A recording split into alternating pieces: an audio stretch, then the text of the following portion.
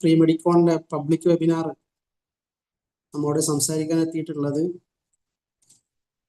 പ്രമുഖ സൈക്കാട്രിസ്റ്റ് ആയിട്ടുള്ള doctor Arun B Nair സാറാണ്.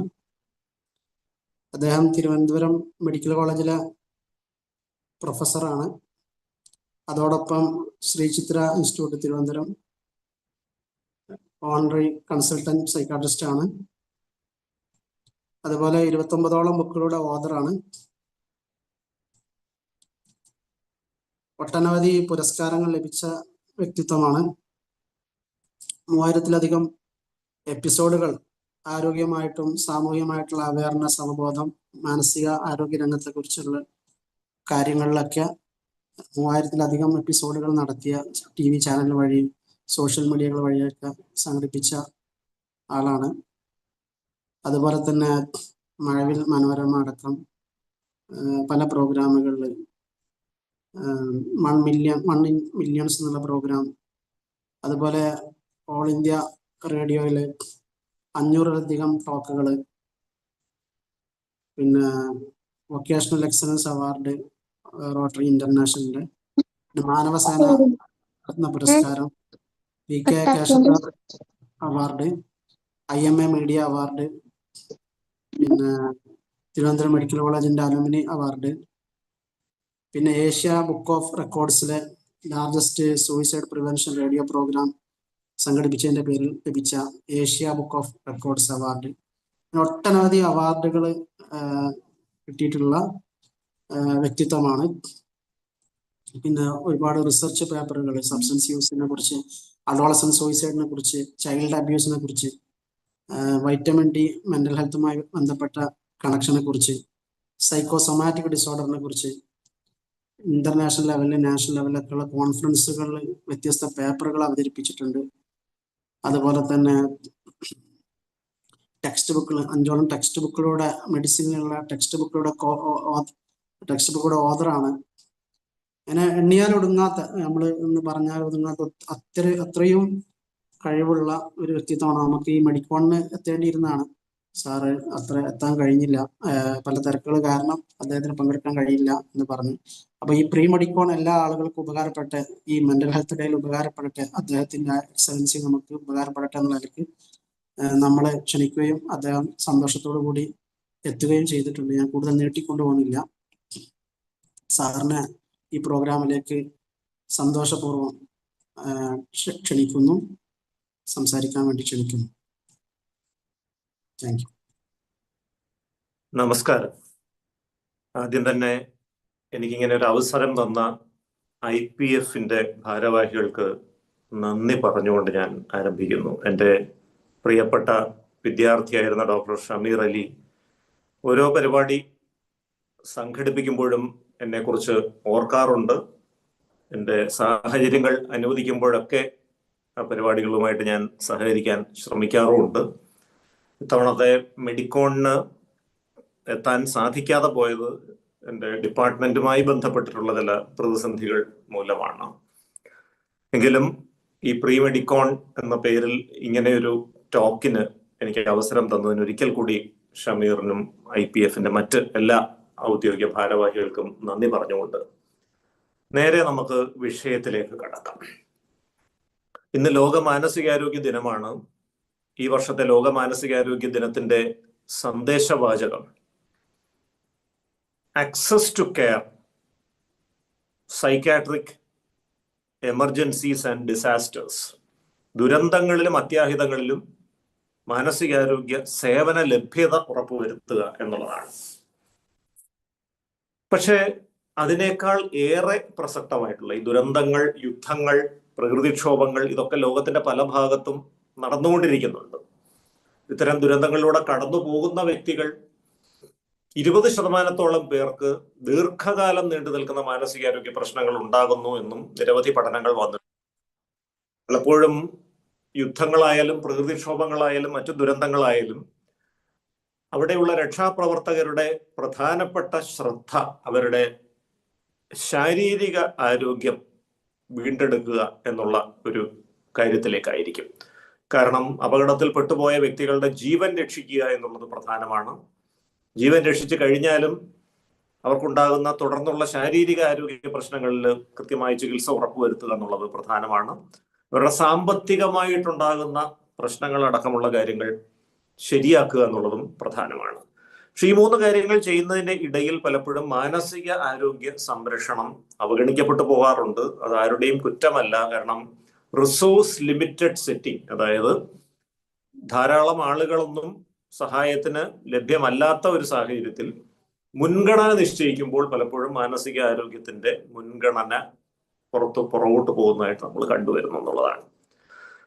അപ്പൊ ഇങ്ങനെ ഒരു യാഥാർത്ഥ്യം, ലോകത്തില് യുദ്ധം വലിയ നാശനഷ്ടങ്ങൾ വിതച്ചുകൊണ്ടിരിക്കുന്ന ഒരു പശ്ചാത്തലത്തിൽ ഇങ്ങനെ ഒരു വിഷയം തന്നെ വളരെ പ്രസക്തമാണ് എന്ന് നമ്മൾ മനസ്സിലാക്കുകയും അംഗീകരിക്കുകയും ചെയ്യുമ്പോൾ തന്നെ ഒരു യുദ്ധമില്ലാതെ തന്നെ, യുദ്ധമില്ലാത്ത സ്ഥലങ്ങളിൽ പോലും വലിയ തോതിൽ യുദ്ധ സമാനമായിട്ടുള്ള പ്രതിസന്ധികൾ വിതയ്ക്കുന്ന ഒരു വിഷയമാണ് നമ്മുടെ ഇന്നത്തെ ചർച്ചാ വിഷയം. ഈ ഡിജിറ്റൽ അടിമത്വവും അതുമായി ബന്ധപ്പെട്ടിട്ടുള്ള മാനസികാരോഗ്യ പ്രശ്നങ്ങളും അതിന്റെ പ്രതിവിധികളും. ഇന്ത്യയുടെ ചരിത്രത്തിൽ, സ്വതന്ത്ര ഇന്ത്യയുടെ ഈ 77 കൊല്ലത്തെ ചരിത്രത്തിൽ ആദ്യമായിട്ട് ഈ വർഷത്തെ ബജറ്റിന്റെ ഒപ്പം പാർലമെന്റിൽ അവതരിപ്പിക്കപ്പെട്ട നാഷണൽ എക്കണോമിക് സർവേ എന്ന് പറയുന്ന രേഖയിൽ മാനസികാരോഗ്യത്തെക്കുറിച്ചുള്ള 2 പരാമർശങ്ങൾ കടന്നു വന്നിട്ടുണ്ട്. അതിൽ ആദ്യത്തെ പരാമർശം, ഇന്ത്യൻ ജനസംഖ്യയിൽ മൊത്തമുള്ള ആളുകളിൽ 10.6% പേർക്ക് ചികിത്സ ആവശ്യമുള്ള മാനസികാരോഗ്യ പ്രശ്നങ്ങൾ ഉണ്ട് എന്ന ഒരു പരാമർശമാണ്. പക്ഷേ ഈ മാനസികാരോഗ്യ പ്രശ്നങ്ങളുള്ള ആളുകളുടെ ട്രീറ്റ്മെന്റ് ഗ്യാപ്പ്, അതായത് 100 പേർക്ക് മാനസികാരോഗ്യ പ്രശ്നങ്ങൾ ഉണ്ടെങ്കിൽ അതിൽ എത്ര പേർക്ക് ചികിത്സ ലഭിക്കാതെ പോകുന്നു, അതാണ് ട്രീറ്റ്മെന്റ് ഗ്യാപ്പ്, ചികിത്സാ വിടവ് എന്ന് പറയുന്നത്. അത് 72% എന്നുള്ള ഒരു വളരെ ഗൗരവതരമായിട്ടുള്ള ഒരു നിരീക്ഷണം വന്നിരിക്കുകയാണ്. ഇത്തരത്തിൽ ചികിത്സിക്കപ്പെടാതെ പോകുന്ന മാനസികാരോഗ്യ പ്രശ്നങ്ങൾ മൂലം ആ വ്യക്തിയുടെ കാര്യക്ഷമത കുറയുന്നു. ആ വ്യക്തിക്ക് ജോലി സ്ഥലത്ത് വരാൻ തന്നെ ബുദ്ധിമുട്ടുണ്ടാകുന്നു. വന്നു കഴിഞ്ഞാൽ തന്നെ ശ്രദ്ധയോടെ, ഏകാഗ്രതയോടെ പ്രവർത്തിക്കാൻ കഴിയാതെ വരുന്നു. നിശ്ചിത സമയം ജോലി ചെയ്യാൻ കഴിയാതെ വരുന്നു. സമയബന്ധിതമായിട്ട് ജോലി ചെയ്യാൻ ബുദ്ധിമുട്ട് വരുന്നു. ഇങ്ങനെ പല കാരണങ്ങൾ കൊണ്ടും ആ വ്യക്തിയുടെ കാര്യക്ഷമത കുറയുന്നു. അത് അദ്ദേഹം ജോലി ചെയ്യുന്ന സ്ഥാപനത്തിന്റെ ഉൽപാദനക്ഷമതയെ ദോഷകരമായി ബാധിക്കുന്നു. അത് തുടർന്ന് ആ രാഷ്ട്രത്തിന്റെ തന്നെ സമ്പദ് വ്യവസ്ഥിതിയെ പുറകോട്ടടിക്കുന്നു. അപ്പോൾ വ്യക്തിയുടെ അല്ലെങ്കിൽ പൗരന്റെ മാനസികാരോഗ്യം ഒരു രാഷ്ട്രത്തിന്റെ സമ്പദ് വ്യവസ്ഥിതിയെ പുറകോട്ടടിക്കുന്ന പ്രധാനപ്പെട്ട ഒരു ഘടകമാണെന്ന് ചരിത്രത്തിൽ ആദ്യമായിട്ട് നമ്മുടെ രാജ്യത്ത് അംഗീകരിക്കപ്പെട്ടിരിക്കുന്നു എന്നുള്ളതാണ് ഒന്നാമത്തെ കാര്യം. രണ്ടാമത്തേത്, ഇതേ രേഖയിൽ തന്നെ ഈ നാഷണൽ എക്കണോമിക് സർവേയുടെ തന്നെ മറ്റൊരു ഭാഗത്ത് ഒരു 4 പേജോളം സ്ഥലം ഈ ഡിജിറ്റൽ അടിമത്വം എങ്ങനെയാണ് കുട്ടികളെയും കൗമാരപ്രായക്കാരെയും യുവാക്കളെയും സ്വാധീനിക്കുന്നത് എന്നത് വിശദീകരിക്കാൻ വേണ്ടി ചെലവിട്ടിരിക്കുന്നു. ജോനാഥൻ ഹെയ്റ്റ് എന്ന ഒരു സാമൂഹ്യ ശാസ്ത്രജ്ഞൻ രചിച്ച the anxious generation, how digital technology is rewiring the adolescent brain എന്നൊരു ടാഗ് ലൈനോടുകൂടിയുള്ള ഒരു പുസ്തകം ഉദ്ധരിച്ചു തന്നെയാണ് വലിയ തോതിൽ കുറെ പരാമർശങ്ങൾ ആ ഒരു രേഖയിൽ നടത്തിയിരിക്കുന്നത്. അപ്പോൾ ലോകമെമ്പാടും ഈ ഡിജിറ്റൽ വിപ്ലവം ഉണ്ടാക്കുന്ന പ്രശ്നങ്ങൾ ഗൗരവതരമായി യുവതലമുറയെ ബാധിക്കുന്നു എന്ന തിരിച്ചറിവിന്റെ അടിസ്ഥാനത്തിലാണ് നമ്മൾ ഇന്ന് ഈ ഒരു വിഷയത്തെക്കുറിച്ച് ചർച്ച ചെയ്യാനായിട്ട് ഉദ്യമിക്കുന്നത്. ഇവിടെ തീർച്ചയായിട്ടും ഈ ഡിജിറ്റൽ വിപ്ലവം വന്നതിന് ശേഷമുള്ള മനുഷ്യ സ്വഭാവത്തിൽ അടിസ്ഥാനപരമായി സംഭവിച്ച വ്യത്യാസങ്ങളെ കുറിച്ച് നമുക്കൊന്ന് ആദ്യം മനസ്സിലാക്കാം. 40 വയസ്സ് കഴിഞ്ഞ വ്യക്തികളുടെ തലമുറയും ഇന്നത്തെ കൗമാരപ്രായക്കാരുടെ തലമുറയും രണ്ടും തമ്മിലൊന്ന് താരതമ്യം ചെയ്യാം. അതായത് ഇന്നത്തെ കൗമാരപ്രായക്കാരുടെ തലമുറയും അവരുടെ മാതാപിതാക്കളുടെ തലമുറയും തമ്മിൽ താരതമ്യം ചെയ്യാം എന്നുള്ള രീതിയിൽ തന്നെ നമുക്ക് എടുക്കാം. അങ്ങനെ വരുമ്പോൾ എന്തായിരുന്നു ഇന്നത്തെ 40 കഴിഞ്ഞ വ്യക്തികളുടെ കൗമാരത്തിന്റെ സവിശേഷത? ആ കൗമാരകാലത്ത് ഏറ്റവും കൂടുതൽ സന്തോഷം അവർക്ക് പകർന്നു കൊടുത്തിരുന്നത് എന്തായിരുന്നു? തീർച്ചയായിട്ടും എല്ലാവരും ഒരേപോലെ അംഗീകരിക്കാൻ സാധ്യതയുള്ള ഒരു കാര്യമാണ്, സൗഹൃദങ്ങളും വ്യക്തിബന്ധങ്ങളുമായിരുന്നു ഏറ്റവും കൂടുതൽ ആ പ്രായത്തിൽ ഓരോരുത്തരെയും ഉത്തേജിപ്പിച്ചിരുന്നത്. സുഹൃത്തുക്കളോടൊപ്പം സമയം ചെലവിടുക, അത് എന്ത് കാര്യത്തിന് വേണ്ടിയാണെങ്കിലും ശരി, അത് ഫുട്ബോൾ കളിക്കാനായിരിക്കാം, സിനിമ കാണാനായിരിക്കാം, യാത്രകൾ പോകാനായിരിക്കാം, ഇതൊന്നും അല്ലെങ്കിൽ വെറുതെ ഇരുന്ന് സംസാരിക്കാനായിരിക്കാം. സാംസ്കാരികവും സാമൂഹികവും രാഷ്ട്രീയവും വിദ്യാഭ്യാസപരവുമായ പ്രവർത്തനങ്ങളിൽ ഏർപ്പെടാനായിരിക്കാം. ഇങ്ങനെ പലതരത്തിലുള്ള കാരണങ്ങൾക്ക് വേണ്ടിയിട്ട് ഈ കൂട്ടായ്മകളിൽ നിന്ന് കിട്ടിയിരുന്ന സന്തോഷം, മനുഷ്യബന്ധങ്ങളുടെ ഊഷ്മളതയിൽ നിന്ന് കിട്ടിയിരുന്ന സന്തോഷം, അതാണ് അവരെ ഏറ്റവും കൂടുതൽ ഉത്തേജിപ്പിച്ചിരുന്നത്. ആ കാലഘട്ടത്തിലുള്ള ആളുകളോട് നിങ്ങൾക്ക് വീട്ടിൽ അല്ലെങ്കിൽ ഹോസ്റ്റൽ മുറിയിൽ ഒറ്റയ്ക്കിരിക്കുക എന്നുള്ളത് ചിന്തിക്കാൻ പറ്റുമോ എന്ന് ചോദിച്ചാൽ അവർ പറയും ഒരിക്കലും ചിന്തിക്കാൻ പറ്റുന്ന കാര്യമല്ല, അസഹ്യമായൊരു കാര്യമാണത്. എന്നാൽ ഇന്നത്തെ കൗമാരപ്രായക്കാരെ നോക്കുക, അവരിൽ നല്ലൊരു ശതമാനം ആളുകൾ പറയും ഞങ്ങളെ ഇങ്ങോട്ട് ശല്യം ചെയ്യാൻ ആരും വരാതിരുന്നാൽ മതി, ഞങ്ങൾക്കിവിടെ ഒറ്റയ്ക്കിരുന്ന് സന്തോഷത്തോടെ കഴിയാൻ പറ്റും. ഒരു ഡിജിറ്റൽ ഉപകരണം കിട്ടിയാൽ എത്ര മണിക്കൂർ വേണമെങ്കിലും സ്വന്തം മുറിയുടെ സ്വകാര്യതയ്ക്കുള്ളിൽ ഇരുന്നു കൊണ്ട് എത്ര നേരം വേണമെങ്കിലും അളവറ്റ ആഹ്ലാദം അനുഭവിക്കാൻ കഴിയുന്ന ഒരു സ്ഥിതിവിശേഷം ഈ ഡിജിറ്റൽ വിപ്ലവം ഉണ്ടാക്കിയിരിക്കുകയാണ്. അതിന്റെ ഒരു പരിണത ഫലമായിട്ടാണ് ഇപ്പോൾ ഒരു സാമൂഹിക വിച്ഛേദനത്തിലേക്ക് കൗമാരപ്രായക്കാർ കടന്നു ചെല്ലുന്നു എന്ന ഒരു നിരീക്ഷണം വന്നിരിക്കുന്നു. ഇപ്പോൾ പലപ്പോഴും വൈകുന്നേരങ്ങളിലും മറ്റുമൊക്കെ പല പരിപാടികൾക്കും ഞായറാഴ്ചകളിലും മറ്റുമൊക്കെ ഞാൻ സംസാരിക്കാൻ പോകാറുണ്ട്. അത് പലതരത്തിലുള്ള യോഗങ്ങളായിരിക്കാം. സാംസ്കാരിക സംഘടനകൾ, മത സംഘടനകൾ, രാഷ്ട്രീയ സംഘടനകൾ, റെസിഡൻസ് അസോസിയേഷൻ, ഇങ്ങനെ പലരും നടത്തുന്ന മീറ്റിങ്ങുകളൊക്കെയാണ്. അപ്പൊ അവിടെയൊക്കെ ചെല്ലുമ്പോൾ ഒരു 15-നും 25-നും ഇടയ്ക്കുള്ള ആളുകളെ പൊതുവായിട്ട് അവിടെ ഒന്നും കാണാനില്ല എന്നുള്ള ഒരു സാഹചര്യം നിലനിൽക്കുന്നുണ്ട്. അവിടെയാണ് IPF പോലെയുള്ള പ്രസ്ഥാനങ്ങളുടെ ഒരു പ്രസക്തി വരുന്നത്. ആ ഒരു പ്രായത്തിൽ ഉൾക്കൊള്ളുന്ന ആൾക്കാരെ ഒരുമിച്ച് നിർത്തിക്കൊണ്ട് കൂട്ടായ്മയുടെ ഒരു ശക്തി പ്രകടിപ്പിക്കാൻ കഴിയുന്ന ഒരു അവസ്ഥയിലേക്ക് എത്തുന്നു കാര്യങ്ങൾ എന്നുള്ളതാണ് IPFന്റെയൊക്കെ സാമൂഹിക പ്രസക്തി എന്ന് ഞാൻ കാണുന്നു. ഈ സാമൂഹിക വിച്ഛേദനമാണ് ഈ ഡിജിറ്റൽ വിപ്ലവത്തിന്റെ ഒന്നാമത്തെ ഒരു പാർശ്വഫലമായിട്ട് നമുക്ക് നിരീക്ഷിക്കാവുന്നത്.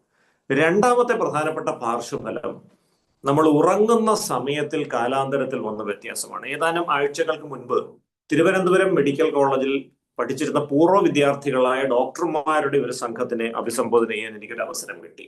1951 സ്ഥാപിക്കപ്പെട്ട കേരളത്തിലെ ഏറ്റവും പഴക്കമേറിയ മെഡിക്കൽ കോളേജാണ് തിരുവനന്തപുരം മെഡിക്കൽ കോളേജ്.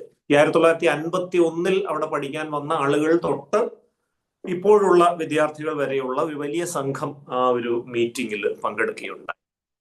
ഞാൻ ഇതിലെ ഏറ്റവും പ്രായം കൂടിയ ആളുകളോട്, 1951-നും 52-ലും ഒക്കെ പഠിക്കാൻ വന്ന വ്യക്തികളോട് ഒരു ചോദ്യം ചോദിച്ചു. ഇവരൊക്കെ തന്നെ ഇന്ത്യക്ക് സ്വാതന്ത്ര്യം കിട്ടിയ സമയത്ത് സ്കൂൾ വിദ്യാർത്ഥികളായിരുന്ന കൗമാരപ്രായക്കാരായിരുന്ന ആളുകളാണ്. ഞാൻ ചോദിച്ചു, നിങ്ങളുടെ കൗമാരത്തിൽ, നിങ്ങളുടെ സ്കൂൾ വിദ്യാഭ്യാസ കാലത്ത് എത്ര മണിക്കാണ് നിങ്ങൾ ഉറങ്ങിയിരുന്നതെന്ന് ചോദിച്ചു. അവരെല്ലാം പറഞ്ഞു ഒരു 7, 7:30, 8 മണിക്കുള്ളിൽ. ഒരു 7:30 ആവുമ്പോൾ തന്നെ കുട്ടികളെ നിർബന്ധപൂർവ്വം ഉറക്കും. 8 മണിയാവുമ്പോൾ തന്നെ മുതിർന്നവരും ഉറങ്ങുമായിരുന്നു അന്നത്തെ വീടുകളിൽ. കാരണം അന്ന് വൈദ്യുതി ഉണ്ടായിരുന്നില്ല. 2ാം ലോക മഹായുദ്ധത്തിന്റെ കെടുതികൾ പൂർണ്ണമായിട്ട് വിട്ടൊഴിയാത്ത നമ്മുടെ രാജ്യത്ത് മണ്ണെണ്ണ പോലെയുള്ള വസ്തുക്കൾക്ക് വലിയ വിലയുമായിരുന്നു. അതുകൊണ്ട് രാത്രിയിൽ ഈ മണ്ണെണ്ണയൊന്നും കത്തിച്ചു വെച്ച് ഇരിക്കുക എന്നുള്ളത് ചിന്തിക്കാൻ പറ്റുന്ന ഒരു കാര്യമായിരുന്നില്ല. അതുകൊണ്ട് തന്നെ 8 മണിക്കുള്ളിൽ സകലരും ഉറങ്ങുമായിരുന്നു. 8 മണിക്കുള്ളിൽ ഉറങ്ങുന്ന മനുഷ്യരെല്ലാം 4 മണിക്ക് ഉണർന്നെഴുന്നേൽക്കും. സൂര്യൻ ഉദിച്ചു തുടങ്ങുമ്പോഴേക്കും അവര് വളരെ സജീവമായിട്ട് പ്രവർത്തിക്കാൻ പറ്റുന്ന ഒരു ഊർജ്ജസ്വലതയിലേക്ക് എത്തി കൃഷിക്കും മറ്റു കാര്യങ്ങൾക്കും ഒക്കെ ആയിട്ട് ഇറങ്ങുകയും ചെയ്യുമായിരുന്നു. ഏകദേശം ആ കാലഘട്ടത്തിൽ സ്ഥാപിക്കപ്പെട്ട മെഡിക്കൽ കോളേജുകളിൽ 1951-ലൊക്കെ മെഡിക്കൽ കോളേജ് തുടങ്ങിയപ്പോൾ 8 മണിക്ക് ക്ലാസ്സുകൾ തുടങ്ങുന്നു എന്ന രീതിയിൽ കാര്യങ്ങൾ നിജപ്പെടുത്തി. പിന്നീട് ഞാൻ അടുത്തൊരു തലമുറയോട് ഇതേ ചോദ്യം ചോദിച്ചു. 70-കളിലും മറ്റുമൊക്കെ വിദ്യാർത്ഥികളായിരുന്ന, ആ കാലഘട്ടത്തിൽ ഹോസ്റ്റലിൽ പഠിച്ചിരുന്ന തലമുറയോട് ചോദിച്ചു, നിങ്ങളുടെ കൗമാരകാലത്ത്, നിങ്ങളുടെ കോളേജ് വിദ്യാഭ്യാസ കാലത്ത് എത്ര മണിക്കാണ് ഉറങ്ങിയിരുന്നത്? അവര് പറഞ്ഞു ഒരു 9, 9:30, പരമാവധി 10 മണി. 10 മണി കഴിഞ്ഞ് ആരെങ്കിലും ഉണർന്നിരുന്നാൽ അവൻ എന്തോ ഗൗരവമായ പ്രശ്നമുണ്ട് എന്നുള്ള രീതിയിലായിരുന്നു അന്നത്തെ ചർച്ചാ വിഷയം. 10 മണിക്കുള്ളിൽ നിർബന്ധമായി ഉറങ്ങുമായിരുന്നു. അത് കഴിഞ്ഞ് ലൈറ്റ് അണയ്ക്കണം, ഹോസ്റ്റലിലൊന്നും ഉണർന്നിരിക്കാനായിട്ട് പറ്റില്ല, തുടങ്ങിയ ഒരു സാഹചര്യം ഉണ്ടായിരുന്നു. ഞാൻ പിന്നെ ഇപ്പോഴുള്ള വിദ്യാർത്ഥികളുടെ ഒരു കൂട്ടത്തോട് ചോദിച്ചു, നിങ്ങൾ എത്ര മണിക്കാണ് ഉറങ്ങുന്നത്? അപ്പോൾ ആ കുട്ടികൾ പറഞ്ഞു 12 മണിക്ക് മുമ്പ് ഉറങ്ങുക എന്നൊരു പ്രസ്ഥാനം, ഒരു പ്രതിമാസമേ ഇപ്പോഴില്ല. ഓൺലൈൻ ഗെയിമുകളിലേക്കും മറ്റുമൊക്കെ സമയം ചെലവിടുന്ന ആളുകൾ 3-നും 4-നും ഇടയ്ക്കാണ് രാവിലെ ഉറങ്ങുന്നത്. നിർഭാഗ്യവശാൽ അവർ 3 മണിക്കും 4 മണിക്കും ഇടയ്ക്കാണ് ഉറങ്ങുന്നതെങ്കിലും ഈ മെഡിക്കൽ കോളേജിന്റെ പ്രവർത്തനം ആരംഭിക്കുന്ന സമയം ഈ 1951-ലെ 8 മണി എന്ന സമയത്ത് തന്നെ നിൽക്കുകയാണ്. അപ്പൊ ചുരുങ്ങിയത് 3 മണിക്കൂർ അല്ലെങ്കിൽ പരമാവധി 4 മണിക്കൂർ ഇത്രയും സമയം മാത്രമേ ഉറങ്ങാൻ കിട്ടുന്നുള്ളൂ എന്നൊരു സ്ഥിതിവിശേഷത്തിലോട്ട് ഈ ചെറുപ്പക്കാർ എത്തിച്ചേർന്നിരിക്കുകയാണ്. അപ്പോൾ സ്ലീപ്പ് ഡിപ്രൈവേഷൻ, നിദ്രാവിഹീനത്വം, ഉറക്കമില്ലായ്മ ഒരു പ്രധാനപ്പെട്ട ഒരു വിഷയമായി മാറുന്നു. അപ്പൊ ഈ ഉറക്കമില്ലായ്മയുടെ ഒരു പ്രശ്നം എന്താണെന്ന് വെച്ചാൽ, ഉറക്കം കൊണ്ട് എന്ത് ഗുണം? പലരും ചോദിക്കാം. വെറുതെ സമയം പാഴാക്കാനുള്ള ഒരു പ്രക്രിയയല്ലേ ഉറക്കം? ഉറക്കം കൊണ്ട് 2-3 ഗുണങ്ങളുണ്ട്. നമ്മൾ പകൽ സമയത്ത് വായിക്കുകയും പഠിക്കുകയും കാണുകയും കേൾക്കുകയും ചെയ്യുകയും അറിയുകയും ഒക്കെ ചെയ്യുന്ന ഈ വിജ്ഞാന ശകലങ്ങൾ തലച്ചോറിൽ അടുക്കി വെക്കുന്ന ഒരു പ്രക്രിയയുണ്ട്, കൺസോളിഡേഷൻ ഓഫ് മെമ്മറി. ഇത് നടക്കുന്നത് രാത്രിയിൽ ഉറങ്ങുന്ന സമയത്താണ്. ഇത് സുഗമമായി നടക്കാൻ ഒരു 6 മണിക്കൂർ തുടർച്ചയായ സുഖനിദ്ര ഉണ്ടെങ്കിൽ ശരാശരി മനുഷ്യരെ സംബന്ധിച്ചിടത്തോളം അത് ഗുണകരമായിരിക്കും. രണ്ടാമത്തെ ഒരു പ്രധാന സംഗതി, പകൽ സമയത്ത് നമ്മുടെ തലച്ചോറിലെ കോശങ്ങളിൽ നടക്കുന്ന ചയാപചയ പ്രവർത്തനങ്ങൾ, അതിന്റെ ഫലമായി ഉൽപ്പാദിപ്പിക്കപ്പെടുന്ന മാലിന്യങ്ങൾ, അത് തലച്ചോറിലെ കോശങ്ങളിൽ നിന്ന് വിസർജനം ചെയ്യപ്പെടുന്നതും രാത്രിയിൽ ഉറക്കത്തിന്റെ സമയത്താണ്. ഈ പ്രക്രിയ നടക്കണമെങ്കിലും 6 മണിക്കൂർ തടസ്സമില്ലാത്ത ഉറക്കം ആവശ്യമായി വരുന്നു. അപ്പോൾ ഈ ഉറക്കം കുറയുമ്പോൾ, ഒന്ന്, ഈ പഠിക്കുന്നതും മനസ്സിലാക്കുന്നതുമായ കാര്യങ്ങൾ തലച്ചോറിൽ അടുക്കി വെക്കുന്നില്ല, ഇത് ഓർമ്മക്കുറവിന് കാരണമാവും. 2, തലച്ചോറിലെ കോശങ്ങളിൽ ഈ മാലിന്യങ്ങൾ അടിഞ്ഞുകൂടി കിടക്കുന്ന മൂലം പകൽ സമയം അത്രയും മന്ദതയും ക്ഷീണവും അവശതയും ശ്രദ്ധക്കുറവും പകലുറക്കവും അടക്കമുള്ള പ്രശ്നങ്ങളും രംഗപ്രവേശം ചെയ്യും. ഇതാണ് രണ്ടാമത്തെ വിഷയം. മൂന്നാമത്തെ പ്രധാനപ്പെട്ട വിഷയം എന്ന് പറയുന്നത്, ഇന്നത്തെ ഈ ഡിജിറ്റൽ ഉപകരണങ്ങൾ കൂടുതൽ ഉപയോഗിക്കുന്ന ചെറുപ്പക്കാരിൽ കണ്ടുവരുന്ന ഒരു പ്രധാന പ്രശ്നം, അവർക്ക് ദീർഘനേരം ശ്രദ്ധ കേന്ദ്രീകരിച്ചിരിക്കാൻ കഴിയുന്നില്ല എന്നുള്ളതാണ്. കാരണം അവർ കാർട്ടൂണുകളും ചടുലമായ ദൃശ്യങ്ങൾ വരുന്ന ഓൺലൈൻ ഗെയിമുകളും കൂടുതൽ പരിചയപ്പെട്ടു പോകുന്നു. അതിനുശേഷം ഷോർട്സ്, റീൽസ് തുടങ്ങി വളരെ ഹ്രസ്വനേരം മാത്രമുള്ള ദൃശ്യങ്ങൾ സാമൂഹ്യ മാധ്യമങ്ങളിൽ കാണുന്നു. ദീർഘനേരം നീണ്ടു നിൽക്കുന്ന ഒരു സംവേദനം സഹിക്കാൻ കഴിയാത്ത വിധത്തിലേക്ക് അവരുടെ തലച്ചോറ് പോയിരിക്കുകയാണ്. ചടുലമായിട്ട് ഉള്ള കാര്യങ്ങളെ കാണാൻ പറ്റൂ, ഹ്രസ്വനേരമായിട്ടുള്ള കാര്യങ്ങളെ കാണാൻ പറ്റും. അതിൽ കൂടുതൽ വന്നാൽ അവരുടെ ശ്രദ്ധ പതറിപ്പോകുന്നു. അറ്റൻഷൻ ഫ്രാഗ്മെന്റേഷൻ എന്ന് പറയുന്ന ഒരു പ്രതിഭാസമാണിത്. ഈ 3 പ്രതിഭാസങ്ങളുടെയും സ്വാഭാവികമായ ഒരു പരിണത ഫലമായിട്ടാണ് 4ാമത്തെ പ്രശ്നം വരുന്നത്. ഇതൊരു അഡിക്ഷനായി മാറുന്നു. ഈ ഡിജിറ്റൽ ഉപകരണങ്ങളുടെ ഉപയോഗം തന്നെ ഒരു അടിമത്വമായിട്ട് മാറുന്നു. അപ്പോ ഈ അടിമത്വത്തിന്റെ ഒരു വിശദാംശങ്ങളിലേക്ക് നമ്മൾ പോയി കഴിഞ്ഞാൽ, അതിന്റെ പ്രധാനപ്പെട്ട ഒരു വശം നമ്മൾ മനസ്സിലാക്കി കഴിഞ്ഞാൽ, പലപ്പോഴും നമ്മളൊരു പ്രത്യേക പ്രവൃത്തി ചെയ്യുന്നു. ആ പ്രവൃത്തി ചെയ്യുമ്പോൾ നമുക്ക് പ്രത്യേക തരത്തിലുള്ള സന്തോഷം കിട്ടുന്നു. ആ സന്തോഷം ലഭിക്കാൻ വേണ്ടി വീണ്ടും വീണ്ടും അതേ പ്രവൃത്തി തന്നെ ആവർത്തിച്ച് ചെയ്തുകൊണ്ടിരിക്കുന്നു. അങ്ങനെ ഒടുവിൽ നമുക്ക് സന്തോഷം തരുന്ന ഏക കാര്യമായിട്ട് ഈ ഒരു പ്രവൃത്തി മാത്രം മാറുന്ന ഒരു സ്ഥിതിവിശേഷമാണ് ബിഹേവിയറൽ അഡിക്ഷൻ, അല്ലെങ്കിൽ സ്വഭാവ സംബന്ധമായ അടിമത്തം.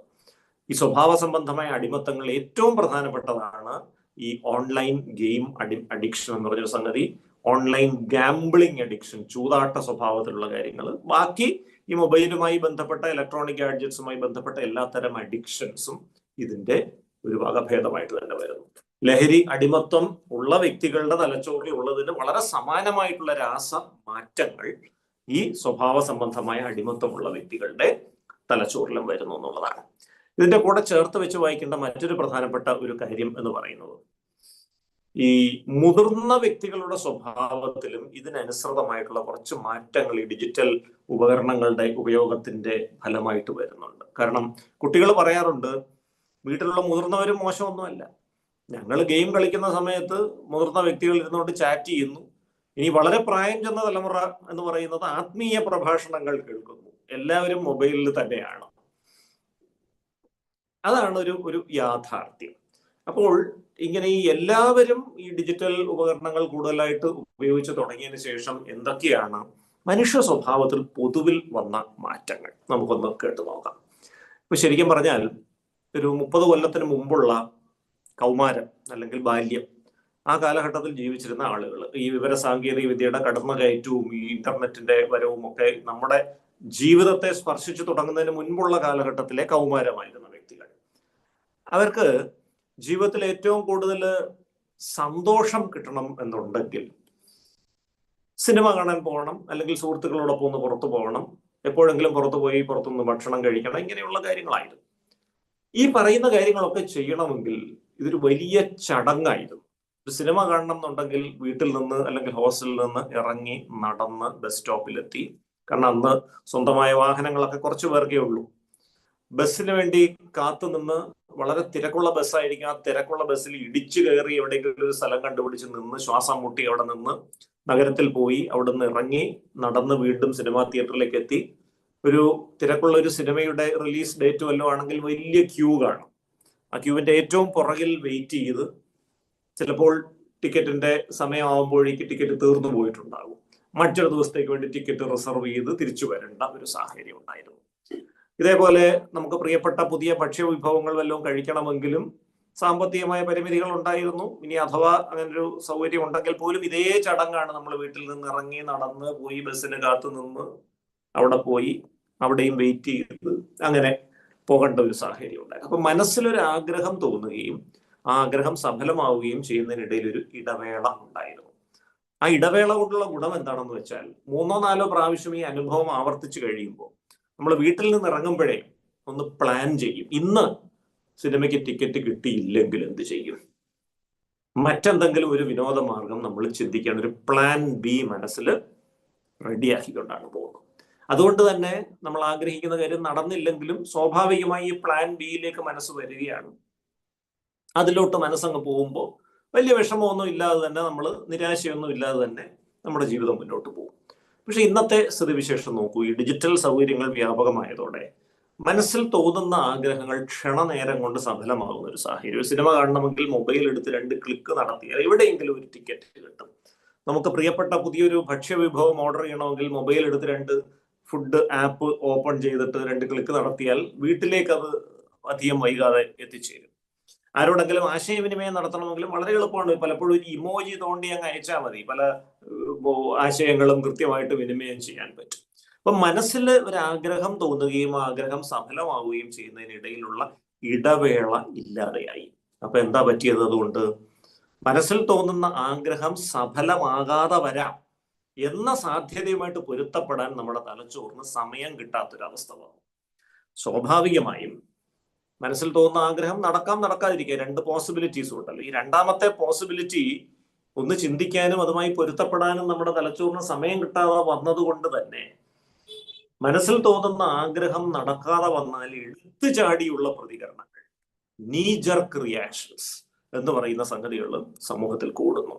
ഇപ്പൊ ഒരു പ്രണയം നിരസിക്കപ്പെടുമ്പോൾ കാമുകിയുടെ മുഖത്ത് ആസിഡ് ഒഴിക്കുന്നതും, മൊബൈൽ കളിക്കാൻ തരാത്തതിന് അമ്മയുടെ തല അടിച്ചു പൊട്ടിക്കുന്നതും, ലഹരി വസ്തുക്കൾ ഉപയോഗിക്കാൻ പൈസ തരാത്തതിന് അച്ഛനെ കൊന്നുകളയുന്നതും അടക്കമുള്ള സംഭവങ്ങൾ ഇപ്പോൾ വ്യാപകമാകുന്നതിന്റെ പുറകിൽ മനുഷ്യ സ്വഭാവത്തിൽ സഹജമായി കടന്നു വന്നിരിക്കുന്ന ഈ അക്ഷമയും എടുത്തുചാട്ട സ്വഭാവവും, ഈ ഡിജിറ്റൽ വിപ്ലവത്തിന്റെ പാർശ്വഫലമായി ഉണ്ടായിരിക്കുന്ന ഈ അക്ഷമയും എടുത്തുചാട്ട സ്വഭാവവും വളരെ ഗൗരവമുള്ള പങ്ക് വഹിക്കുന്നു എന്നുള്ളതാണ് സത്യം.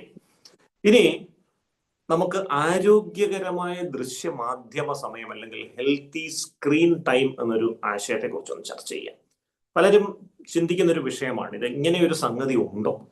കാരണം 2002 യുണിസെഫിന്റെ ഒരു മീറ്റിംഗ് സ്വിറ്റ്സർലാൻഡിൽ വെച്ച് നടന്നപ്പോൾ കൗമാരപ്രായക്കാരുമായി ബന്ധപ്പെട്ട് പ്രവർത്തിക്കുന്ന വിവിധ ലോകരാഷ്ട്രങ്ങളിൽ നിന്നുള്ള വിദഗ്ധന്മാർ അവിടെ ഒത്തുചേർന്നു. കൗമാരപ്രായക്കാരുടെ പ്രശ്നങ്ങളെ കുറിച്ച് ചർച്ച ചെയ്തിട്ട് 3 പ്രധാന പ്രശ്നങ്ങളാണ് കൗമാരപ്രായക്കാർക്കുള്ളത് എന്നാണ് അന്ന് ആ ചർച്ചയിൽ ഉരുത്തിരിഞ്ഞു വന്നത്. കൗമാരത്തിന്റെ അനാരോഗ്യകരമായ ത്രികോണം, അൺഹെൽത്തി ട്രയാഡ് ഓഫ് അഡോളസൻസ് എന്നതിനെ വിശേഷിപ്പിക്കുകയും ചെയ്തു. 1, ലഹരി വസ്തുക്കളുടെ ദുരുപയോഗമായിരുന്നു, മദ്യവും മയക്കുമരുന്നുകളും അടക്കം ഉള്ള സംഗതികൾ. 2, സുരക്ഷിതമല്ലാത്ത ലൈംഗിക ബന്ധങ്ങളും പരീക്ഷണങ്ങളുമായിരുന്നു.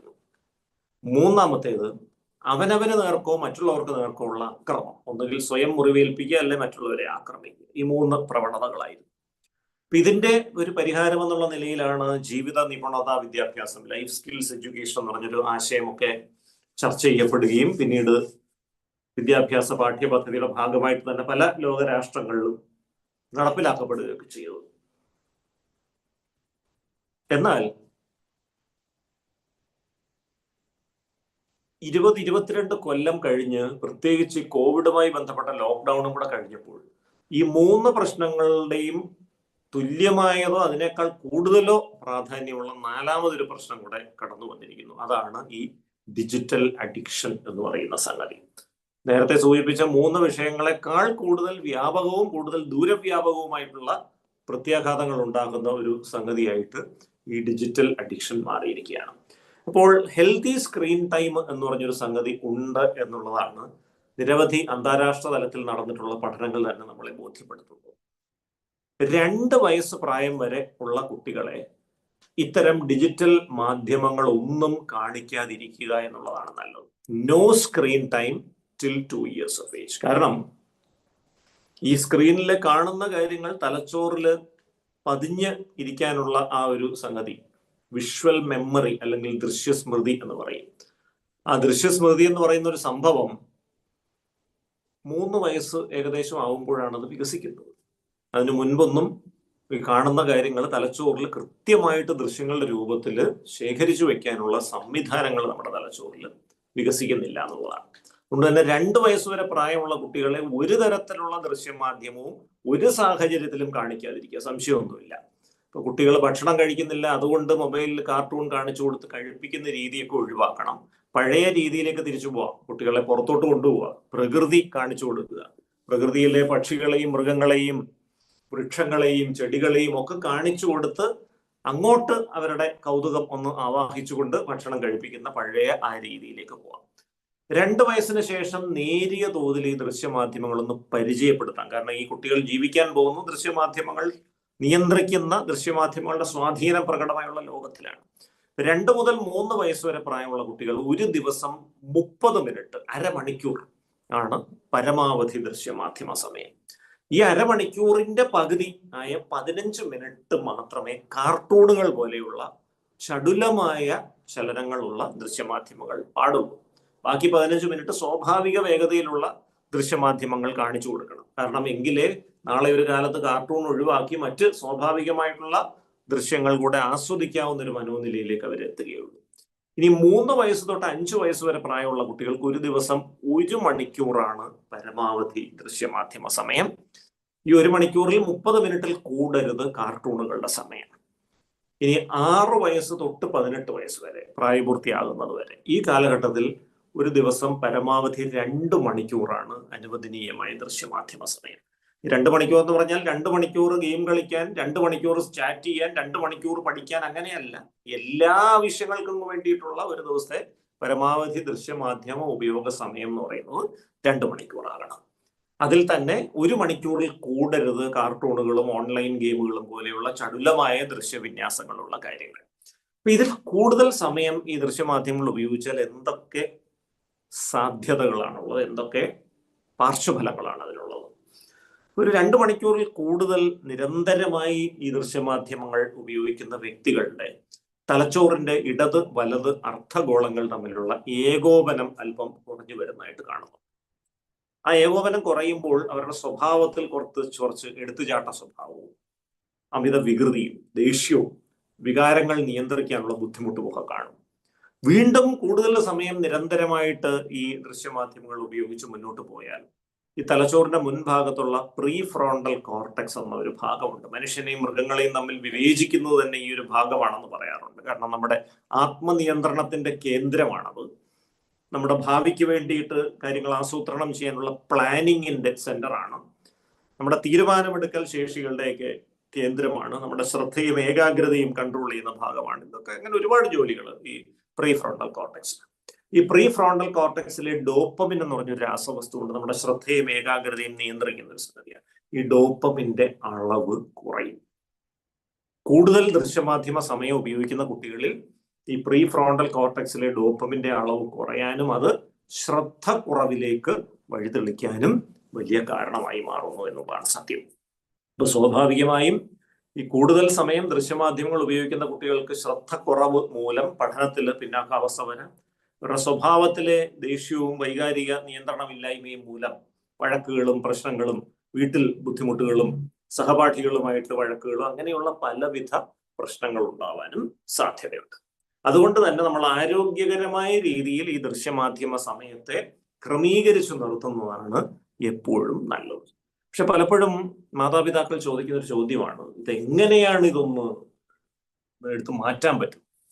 ഇതെടുത്ത് മാറ്റണമെന്ന് വിചാരിച്ച് ശ്രമിച്ചു നോക്കുമ്പോൾ തന്നെ ശക്തമായിട്ടുള്ളൊരു പ്രതിഷേധം വരികയാണ്. ആ കുട്ടികൾ വളരെ ശക്തമായിട്ട് ഇതിനെ എതിർക്കുകയാണ്. ഒരു രീതിയിലും ഇതെടുത്ത് മാറ്റാൻ പറ്റില്ല എന്നുള്ള ഒരു നിർബന്ധ ബുദ്ധിയിലേക്ക് പോവുകയാണ്. എപ്പോഴും പറയുന്നത് പോലെ, ഏതൊരു രോഗത്തിന്റെ ചികിത്സയിലും പറയുന്ന പോലെ, പ്രതിരോധമാണ് ചികിത്സയേക്കാൾ ഉത്തമം. ഇതാണ് നമ്മൾ ആദ്യം മനസ്സിലാക്കുന്നത്. എങ്ങനെയാണ് ഈ പ്രതിരോധം സാധ്യമാക്കുക?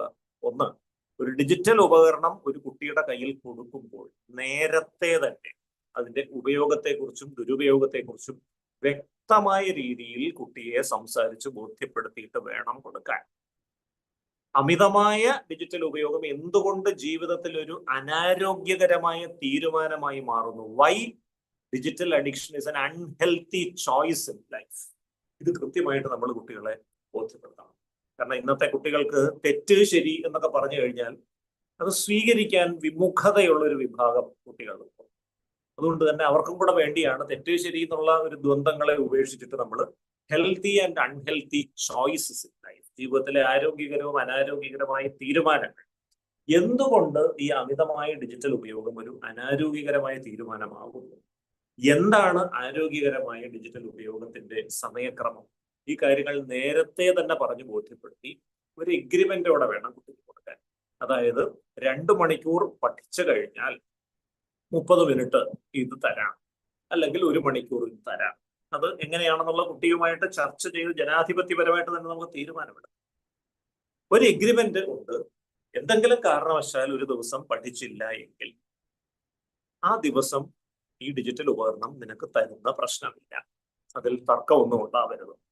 വ്യക്തമായിട്ട് പറഞ്ഞിട്ട് തന്നെ വേണം. അങ്ങനെ വരുമ്പോൾ നമ്മൾ ഒരു ദിനചര്യ കൃത്യമായി നടപ്പിലാക്കി കഴിഞ്ഞ് മാത്രം നമ്മൾ ഇത് കൊടുക്കും. എന്തെങ്കിലും കാരണവശാൽ ദിനചര്യയുടെ ഭാഗമായ പഠനമോ കാര്യങ്ങളോ നടക്കുന്നില്ല എങ്കിൽ നമ്മൾ നേരത്തെയുള്ള എഗ്രിമെന്റ് പ്രകാരം നമ്മൾ മൊബൈൽ കൊടുക്കാൻ ബാധ്യസ്ഥരല്ല. ഇത് തുടക്കം തൊട്ടേ ആദ്യ ദിവസം തൊട്ട് തന്നെ കൃത്യമായിട്ട് നമുക്ക് നടപ്പിലാക്കാൻ സാധിക്കും.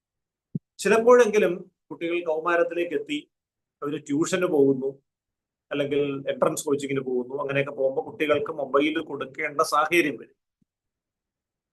അങ്ങനെയുള്ള ഒരു സാഹചര്യത്തിൽ നമ്മൾ പേരന്റൽ കൺട്രോൾ ആപ്പുകളെ കുറിച്ച് ഒരു ധാരണ ഉണ്ടാകുന്നത് ആവശ്യം. പേരന്റൽ കൺട്രോൾ ആപ്പുകൾ എന്ന് പറയുമ്പോൾ കുട്ടി ഉപയോഗിക്കുന്ന മൊബൈലിൽ അല്ലെങ്കിൽ കുട്ടി ഉപയോഗിക്കുന്ന ഡിജിറ്റൽ ഉപകരണം എന്തായാലും, ലാപ്ടോപ്പ് ആയാലും എന്തായാലും, അതിൽ നമുക്ക് ഇൻസ്റ്റാൾ ചെയ്യാവുന്ന ചില നിയന്ത്രണ ഉപാധികളാണ്. വിലപിടിപ്പുള്ള പണച്ചെലവുള്ള പലതരത്തിലുള്ള പേരന്റൽ കൺട്രോൾ ആപ്പുകളും ഉണ്ട്. ഇപ്പൊ കുട്ടി ലാപ്ടോപ്പ് ഉപയോഗിക്കുകയാണ് വിദ്യാഭ്യാസ ആവശ്യം. കുട്ടി അത് ദുരുപയോഗം ചെയ്യുന്നില്ല നമുക്ക് ഉറപ്പുവരുത്തണം. അധിക സമയം അത് ഉപയോഗിക്കുന്നില്ല എന്ന് ഉറപ്പുവരുത്തണം. നമുക്ക് ആർഡമാക്സ്, ഇലോഗർ പോലെയുള്ള ചില പേരന്റൽ കൺട്രോൾ ആപ്പുകൾ ആ ലാപ്ടോപ്പിൽ നമുക്ക് ഇൻസ്റ്റാൾ ചെയ്ത് വയ്ക്കാം. അത് ഉപയോഗിച്ച് ചില സൈറ്റുകൾ ബ്ലോക്ക് ചെയ്യാം. ചില ഗെയിമിംഗ് സൈറ്റുകളോ അല്ലെങ്കിൽ ഫോൺ സൈറ്റുകളോ ബ്ലോക്ക് ചെയ്യാം. കുട്ടി അത് എത്ര സമയം ഒരു ദിവസം ഉപയോഗിക്കണമെന്ന് നമുക്ക് സെറ്റ് ചെയ്ത് നോക്കാം. ഇനി കുട്ടി ഉപയോഗിക്കുന്ന സ്മാർട്ട് ഫോൺ പോലത്തെ സംഗതികളാണ്. അവിടെ വേണമെങ്കിൽ ഇപ്പോ M-Spy സെൽഫോൺ ട്രാക്കർ എന്നൊക്കെ പറഞ്ഞിട്ടുള്ള ചില ആപ്പുകളും. ഈ ആപ്പുകളുടെ ഒരു പ്രത്യേകത, കുട്ടിയുടെ മൊബൈലിൽ അത് ഇൻസ്റ്റാൾ ചെയ്താൽ കുട്ടി എന്തൊക്കെ കാര്യങ്ങൾക്ക് ആ മൊബൈൽ യൂസ് ചെയ്യുന്നോ ആ കംപ്ലീറ്റ് ഡീറ്റെയിൽസ് സ്ക്രീൻഷോട്ടിന്റെ രൂപത്തിൽ രക്ഷിതാവിന്റെ മൊബൈലിലേക്ക് വന്നുകൊണ്ടേയിരിക്കും. സ്വാഭാവികമായി ഇന്നത്തെ കുട്ടികൾ സ്വതന്ത്രമായി മൊബൈൽ ഫോൺ ഉപയോഗിക്കുമ്പോൾ അവർ നടത്തുന്ന സംഭാഷണങ്ങളും ഒക്കെ രക്ഷിതാവിന്റെ മൊബൈലിലേക്ക് എല്ലാം സ്ക്രീൻഷോട്ടായിട്ട് വന്നാൽ രക്ഷിതാവിന് ഹാർട്ട് അറ്റാക്ക് വരാൻ സാധ്യതയുണ്ട്. അതുകൊണ്ട് തന്നെ നമ്മളത് എല്ലാവരും അത് ഉപയോഗിക്കുന്നതിനെ നമ്മൾ നിരുത്സാഹപ്പെടുത്തുകയാണ് പതിവ്. വളരെ ഹൈ റിസ്ക് ആയിട്ടുള്ള കുട്ടികൾ, അതായത് ആവർത്തിച്ച് ലഹരി വസ്തുക്കളുടെ ഉപയോഗത്തിലേക്ക് പോകും. എത്രയൊക്കെ ചെയ്തിട്ടും അത് അവർക്ക് നിർത്താൻ പറ്റുന്നില്ല. അത്തരം കുട്ടികൾ ഉപയോഗിക്കുന്ന മൊബൈലിലേക്ക് ഈ M-Spy സെൽഫോൺ ട്രാക്കർ ഇൻസ്റ്റാൾ ചെയ്യാൻ ഞാൻ പറയാം. അതുപോലെ വീട് വിട്ട് ഇറങ്ങിപ്പോകുന്ന മറ്റ് ബന്ധങ്ങൾ തേടി പോയി ചതിക്കുടികളിലൊക്കെ ചെന്ന് വീഴുന്ന കുട്ടികളുണ്ട് ധാരാളം. അത്തരം കുട്ടികൾ ആവർത്തിച്ച് അത്തരം കുഴികളിലേക്ക് പിന്നെയും വീണു പോകുന്ന ആ ഒരു സ്വഭാവമുള്ള കുട്ടികൾ, അത്തരം കുട്ടികളുടെ മാതാപിതാക്കളോടും ഞാൻ കുട്ടി ഉപയോഗിക്കുന്ന ഫോണിൽ ഇത് ഇൻസ്റ്റാൾ ചെയ്യാൻ പറയാം. കാരണം ഈ 2 വിഭാഗം കുട്ടികളും വളരെ പൂർണ്ണമായ നിരീക്ഷണം ആവശ്യമുള്ള കുട്ടികളാണ്. ബാക്കിയുള്ള കുട്ടികൾക്കൊന്നും അത് ആവശ്യമില്ല. ഈ പറഞ്ഞതൊക്കെ കുറച്ച് പണച്ചെലവുള്ള ആപ്പുകളാണ്, പക്ഷേ നമുക്കൊരു ചെലവുമില്ലാത്ത സൗജന്യമായ ആപ്പുകൾ നിലവിൽ ഗൂഗിൾ പ്ലേ സ്റ്റോറിൽ നിന്നൊക്കെ നമുക്ക് ഡൗൺലോഡ് ചെയ്യാവുന്ന ഗൂഗിൾ ഫാമിലി ലിങ്ക് എന്ന് പറയുന്ന ആപ്പാണ് അതിൽ ഏറ്റവും സാധാരണമായി. ഗൂഗിൾ ഫാമിലി ലിങ്ക് എന്ന് പറഞ്ഞ ആപ്പിന് 2 വകഭേദങ്ങളുണ്ട്. അതിലൊന്ന് രക്ഷിതാവിന് ഉപയോഗിക്കാവുന്ന വകഭേദമാണ്, Google family link for parents. അത് രക്ഷിതാവ് ഉപയോഗിക്കുന്ന മൊബൈലിലേക്ക് അത് ഡൗൺലോഡ് ചെയ്തെടുക്കണം. എന്നിട്ട് കുട്ടി ഉപയോഗിക്കുന്ന മൊബൈലിലേക്ക് Google family link for children and teens എന്ന് പറഞ്ഞ അതിന്റെ തന്നെ മറ്റൊരു വകഭേദമുണ്ട്, അത് ഡൗൺലോഡ് ചെയ്യാം. എന്നിട്ട് ഇത് രണ്ടും കൂടെ പെയർ ചെയ്ത് വയ്ക്കാൻ പറ്റും. ഇത് രണ്ടും കൂടെ 3 തരത്തിലുള്ള നിയന്ത്രണങ്ങൾ സാധ്യം. ഒന്ന്, ഒരു ദിവസം എത്ര മണിക്കൂർ നേരം കുട്ടി മൊബൈൽ ഉപയോഗിക്കണം. നമ്മൾ 2 മണിക്കൂർ എന്ന് രക്ഷിതാവിന്റെ മൊബൈൽ സെറ്റ് ചെയ്ത് വെക്കുകയാണെങ്കിൽ കൃത്യം 2 മണിക്കൂർ കുട്ടി അത് ഉപയോഗിച്ച് കഴിയുമ്പോൾ കുട്ടിയുടെ മൊബൈൽ കണ്ണടയ്ക്കും. പിന്നെ 24 മണിക്കൂർ കഴിഞ്ഞ് ആ മൊബൈൽ തുറക്കും. കുട്ടിയുടെ മൊബൈലിന്റെ കീപാഡ് ഒരു 24 മണിക്കൂറിൽ എത്ര പ്രാവശ്യം അൺലോക്ക് ചെയ്യും അതും നമുക്ക് തീരുമാനിക്കാം. 20 പ്രാവശ്യം അൺലോക്ക് ചെയ്യാം നമുക്ക് സെറ്റ് ചെയ്ത് വെച്ചാൽ 21ാമത്തെ തവണ അൺലോക്ക് ചെയ്യാൻ ശ്രമിച്ചാൽ മൊബൈൽ കണ്ണടയ്ക്കും. പിന്നെ ഒരു ദിവസം കഴിഞ്ഞ് അത് തുറക്കുക. കുട്ടി ചില പ്രത്യേക സൈറ്റുകൾ ഉപയോഗിക്കരുത്, ഗെയിം സൈറ്റുകൾ, ഫോൺ സൈറ്റുകൾ തുടങ്ങിയ സംഗതികൾ ആക്സസ് ചെയ്യരുന്നുണ്ടെങ്കിൽ അത് രക്ഷിതാവിന്റെ മൊബൈലിൽ നമുക്ക് കൺട്രോളായിട്ട് സെറ്റ് ചെയ്ത് വെക്കാം. അപ്പോൾ ഈ പറഞ്ഞ ഏതെങ്കിലും സൈറ്റുകളിലേക്ക് കുട്ടി കയറാൻ ശ്രമിച്ചാൽ കഴിയാം. ഇപ്പോൾ കുട്ടി വിദ്യാഭ്യാസപരമായ ആവശ്യങ്ങൾക്ക് മാത്രമാണ് ഇത് ഉപയോഗിക്കുന്നത്, അല്ലെങ്കിൽ അടിസ്ഥാനപരമായ ആശയവിനിമയത്തിന് മാത്രമാണ് ഇത് ഉപയോഗിക്കുന്നത് എന്നുള്ള രീതിയിൽ നമുക്ക് ശ്രദ്ധാപൂർവം നിയന്ത്രിക്കാനായിട്ട് സാധിക്കും. പക്ഷെ ഒരു കുഴപ്പമുള്ളത്, എപ്പോഴും കുട്ടികൾ അവരുടെ ജീവിതത്തെ മറ്റു കുട്ടികളുടെ ജീവിതവുമായിട്ട് താരതമ്യം ചെയ്താണ് വിലയിരുത്തുന്നത്. നമ്മളോ അങ്ങനെ തന്നെയായിരുന്നു അല്ലേ? നമ്മുടെ കുട്ടിക്കാലത്തും നമ്മുടെ സഹപാഠികൾക്ക് എന്തൊക്കെ സൗകര്യങ്ങളുണ്ട്, നമുക്ക് എന്തൊക്കെ ഇല്ല, ഒരു താരതമ്യം എപ്പോഴും. അതുകൊണ്ട് തന്നെ ആരോഗ്യകരമായിട്ടുള്ള ചില വിനോദ മാർഗങ്ങൾ കുട്ടികളുടെ ജീവിതചര്യയുടെ ഭാഗമാക്കി വെക്കേണ്ടത് അവ ഈ ഡിജിറ്റൽ അടിമത്തത്തിലേക്ക് പോകാതിരിക്കാൻ പരമപ്രധാനമാണ്. നേരത്തെ സൂചിപ്പിച്ച പോലെ ഈ ഡിജിറ്റൽ അടിമത്തത്തിന്റെ അടിസ്ഥാനം നമ്മുടെ തലച്ചോറിന്റെ മുൻഭാഗത്തുള്ള ഡോപ്പമിൻ എന്ന രാസവസ്തുവാണ്. ഇപ്പൊ ഡോപ്പമിനെ കുറിച്ച് പറഞ്ഞാൽ നമ്മുടെ വീടിന്റെ മുൻപിൽ ഗേറ്റ് വെക്കുന്നത് പോലെ നമ്മുടെ തലച്ചോറിന്റെ ഗേറ്റ് വ്യവസ്ഥിതിയാണ് ഈ ഡോപ്പമിൻ. ഒരു ലളിതമായ ഒരു ഉദാഹരണം പറഞ്ഞാൽ, ഇത് കൃത്യമായ കണക്കല്ല, കാര്യങ്ങളൊന്ന് എളുപ്പം മനസ്സിലാക്കാൻ വേണ്ടിയിട്ടൊരു ഉദാഹരണം പറയുക. ഒരു 10 യൂണിറ്റ് ഡോപ്പമിൻ നമ്മുടെ തലച്ചോറിൽ ഉണ്ടെന്ന് വിചാരിക്കുക. 10 യൂണിറ്റ് ഡോപ്പമിൻ ഉണ്ടെങ്കിൽ ചുറ്റുപാടുമുള്ള വ്യത്യസ്ത ശബ്ദങ്ങളെയൊക്കെ അവഗണിച്ചുകൊണ്ട് നമുക്ക് കേൾക്കാൻ താല്പര്യമുള്ള ആ ഒരു സംവേദനത്തിലേക്ക് നമുക്ക് ഇന്ദ്രിയങ്ങളെ പരിപൂർണമായിട്ട് ശ്രദ്ധാപൂർവം കേന്ദ്രീകരിക്കാൻ പറ്റും. സ്വാഭാവികമായിട്ട് നമുക്ക് പഠിക്കാനും കാര്യങ്ങൾ ചെയ്യാനും പറ്റും.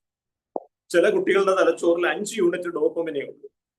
5 യൂണിറ്റ് ഡോപ്പമിനേ ഉള്ളൂ എങ്കിൽ നമ്മുടെ വീട്ടിന്റെ മുൻപിലെ ഗേറ്റ് പൊളിഞ്ഞു വീണ പോലത്തെ അവസ്ഥയാണ്. എല്ലാ സംവേദനങ്ങളും ചുറ്റുപാടുമുള്ളത് ഒരേ തീവ്രതയോടെ അവർക്ക് അനുഭവപ്പെട്ടു.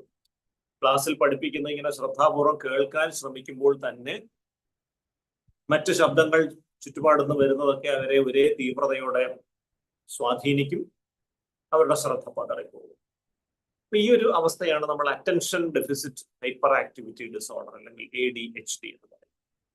അപ്പൊ 10 യൂണിറ്റ് ഡോപ്പമിനുള്ള സ്വാഭാവികമായ ശ്രദ്ധയുള്ളൊരു വ്യക്തി വൈകിട്ട് ഒരു സിനിമ കാണാൻ പോയി, അല്ലെങ്കിൽ പാട്ട് കേട്ടു, അദ്ദേഹത്തിന് ഭയങ്കരമായിട്ട് അത് ഇഷ്ടപ്പെട്ടു, തലച്ചോറിലെ ഡോപ്പമിൻ ചിലപ്പോൾ ഒരു 50 യൂണിറ്റ് ആയിട്ട് കൂടും.